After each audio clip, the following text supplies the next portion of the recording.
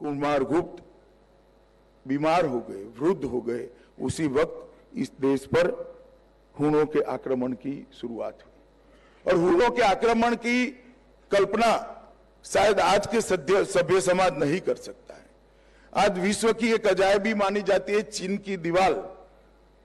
बहुत कम लोगों को मालूम है कि चीन की हजारों किलोमीटर लंबी दीवार केवल और केवल हुनों से चीन को बचाने के लिए की गई थी और उसी के कारण चीन बच गया था। इतना प्रचंड आक्रमण, बर्बर आक्रमण करते थे। विनाश का एक तांडव खेला जाता था। बच्चों को मार देना, महिलाओं को उठाकर ले जाना, सामूहिक नरसंहार करना, पुस्तकालयों को जला देना, विद्यापीठों का नाश करना। मानो जैसे संस्कृति के विनाश का, संस्कार के विनाश का, विद्या के विनाश का प्रण लेकर निकले हो। इस तरह से दुनिया भर की अनेक संस्कृति को उन्होंने तहस नहस कर दिया।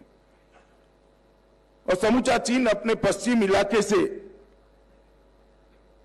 ये जो आक्रमण आते थे, इसकी 40 फीट ऊंची दीवार बनाने में बन गया। और मित्रों, चीन तो बच गया, मगर उसके कारण रोम नहीं बचा, यूरोप नहीं बचा। इटाली और फ्रांस तक अटीला के आतंक से समग्र सभ्यता को, रोम, एथेंस, फ्रांस, इटाली, पूरा यूरोप ये हुनों के हमलों से खत्म हो गया। और उसके बाद में हुनों का भारत की ओर आक्रमण हुआ।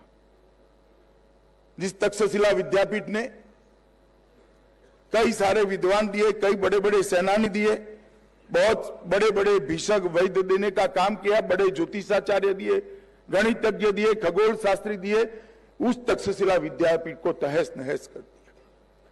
और जब ये समाचार पाटलिपुत्र पहुंचा, तब कुमारगुप्त वृद्ध हो चुके थे, चिंता में थे कि क्या होगा, इसका सामना कौन करेगा। और उसी वक्त स्कंदगुप्त ने अपने आप को हुनों का सामना करने के लिए तैयार पाया। पिताजी को कहा, मैं जाऊंगा और एक चतुरंगनी सेना लेकर वो समस्त हुनों को देश के बाहर करने के लिए। और वो जो 10 साल का अभियान चला, सौराष्ट्र के जूनागढ़ से लेकर कश्मीर तक, और कश्मीर से आगे जाकर गंधार तक, अफगानिस्तान तक, समग्र देश के अंदर हुनों का विनाश करना, हुनों का संहार करना और हुनों से देश को मुक्त कराने का पराक्रम स्कंदगुप्त ने किया।